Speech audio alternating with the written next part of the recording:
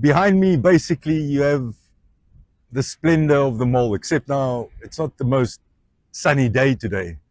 But nevertheless, the mall is still a beautiful place. And as you can see, the new development, colorful development with the new wooden lighthouse and the colorful little cubicles with the Strand Hotel and the Swakopmund Lighthouse. We've got the famous raft,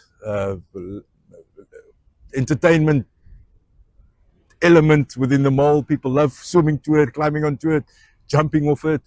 You can see the people walking along the famous walkway. Really a lovely area.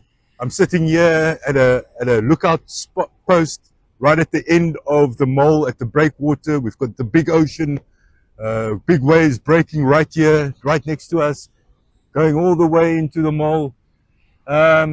Something that makes Swakopmund unique, something worth slowing down, sitting down, just catching one's breath and enjoying the fresh air and the peace that this place has to offer.